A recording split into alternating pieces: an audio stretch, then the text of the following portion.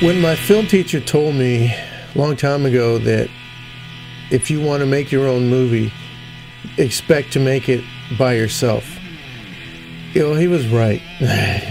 Chucky, bring it. The band in the movie just keeps getting knocked down.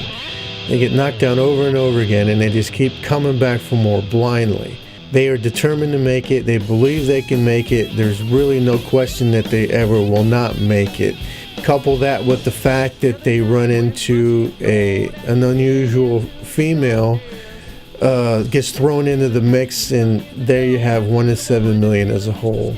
Back in 2007, I encountered April Awaltz through a job I was working at. She and I had done a little bit of networking, and we exchanged information, and I want to say 8 months to a year later, she called me up and asked me to do the movie and play the part of Chloe, and that's how I fell into this opportunity. Well, Kevin, is a tough character to prepare for. He likes his alcohol, so I thought I would take the method acting route and just start drinking months in advance and not sober up until a week after filming wrapped. You trying to say I'm He's calling me now. I'm dedicated to my art, Ed, is all I'm saying. It was pretty cool when we first met Sam. He talked about getting pushed out of his comfort zone. That's what the whole movie is about. It's about seeing how far you can go, seeing how bad you want it. If you want it bad, you'll get it. If you believe you can do it, you will. At the same time, it's not going to happen overnight. It takes many things to cosmically line up for order for you to make it or success to happen. Working with Ed and April was challenging. They're taskmasters, didn't want people to have any kind of fun at all. I would have to sneak the alcohol in. They would sniff it up. They'd say, "Sam, you've been drinking today? I don't want you on my set if you've been drinking." Kick me out, I'd have to go home, sober up, and come back. As far as Sam was concerned, he was really cool kid, but he mostly showed up to the set drunk. I don't even think he knew where his car keys were. It took him like 10 minutes to get off the set when he was wrapped. I mean, he was stumbling around like a Smurf, drunk Papa Smurf. It was really strange. Our schedule was tight. April did a phenomenal job. She kept everybody in line. Every time I needed to know where we were at on time restrictions and what scenes we needed, she had everything. She knew the script as well as I did. She knew the scheduling because she pretty much did that, and I worked with her on that, which was great. She came to me and told me what was going on, if this would work, and we worked together as a team. The actors helped each other out. Chris has a lot more experience than Sam, so they worked together with them while I was taking care of my end. Sam lent Chris his guitar that he used for the movie.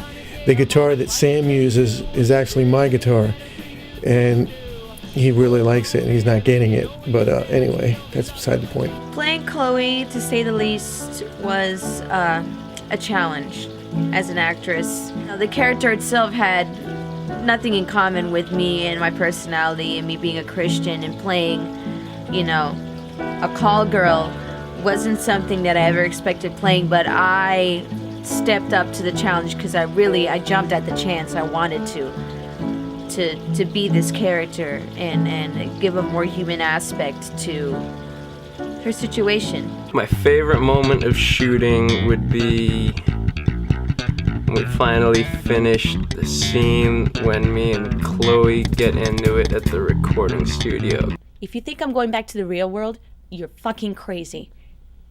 You should sell out. Sell your friends out. You make more money like that. Yeah? At what price? Oh, we know what price you'll pay. We're no different. I would at least stop when I could. The recording studio scene with Sam was difficult because I'm a very even-keeled, very, non-confrontational kind of woman, and for me to have to sit there and get to a level of anger like that was something I had never done, honestly, and to have to kind of vent that anger out towards Sam, who is, if you know him personally, is the biggest sweetheart you'll ever meet. And I kept apologizing in between takes because it was just foul. The whole thing was, we were really at each other's throats in that scene, but it was what was required of us to make it believable. One of my favorite scenes of the movie was actually having to do rehearsals and renting out the space to play. One of the prerequisites in order to get cast for the film, when I initially did the audition, I had to bring my own guitar, and I had to show that I could play live, and had the somewhat similar style of play as the guys we were mimicking. I think Chris Kajernis' guitar playing is amazing. He's the next Eddie Van Halen. You have to see the Kajernis slide in action. I mean, you can hear it recorded and it's good, but seeing it physically performed is another thing. That boy's got his own technique, just not his own equipment. Want to get that, Eddie Duchalen? Jacko Pathetic. Sam Taboot is a fantastic bassist. I don't think the movie even got a chance to illustrate what he's capable of, because it was, I think, his first one. So he didn't really go full bore the way that I was hoping, but he's a great bassist. I wouldn't have him in my band. Playing alongside Sam and Chris was a very fun experience. I got to see Sam kind of open up and sort of blossom and develop as an actor, through the project. This being his first film and coming, yes, predominantly as a musician. It was really eye-opening. It was fun there was a camaraderie. It was like being one of the boys. Keep it up, Junior. Wow, you guys are breaking it too much. Don't dish it if you can't take it, bitch.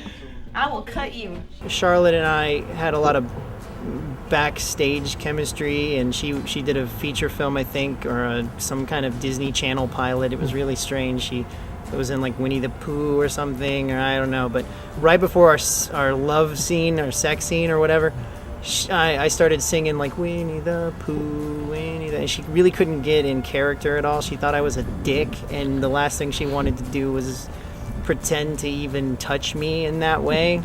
And so I just kind of whipped it out and put it on her face.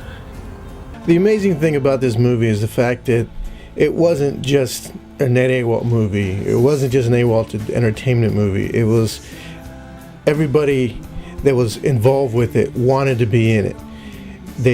We had pretty much no budget. We did it anyway.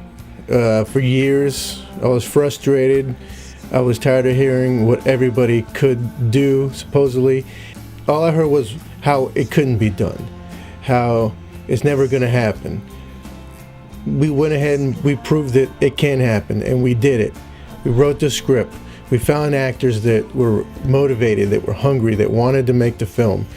And if you were willing to bring everything into the movie, then you were going to be a part of it. If some people were on the fence about it or just wanted to show up or whatever, you weren't around very long. I want my actors to make it. I'll do whatever I can to help them out. Number one is done. Now we move on to number two. It's really the heart and soul and essence of independent filmmaking, which is what I've always kind of leaned towards, and it's always kind of leaned towards me. I think you should all watch it. I think it's a really good movie. I think the spirit behind the movie is fantastic. I think it's one of the more legitimate music movies you're ever going to see, and I've seen them all. What was it like working with Ed and April? I think that they have an outstanding future. I think that they have all the promise in the world. I know that they have the gumption and determination to continue forth non-stop like a bulldozer to get these projects of works of art out to the public. I hope that I just look forward to working with them again, and in any of their future projects, if they have anything at all, I hope to be considered. Hope you enjoy the movie as much as I enjoyed making it, and God bless. Worry about tomorrow, I can understand. Grab your honey and your guitar, you're the leader of the band.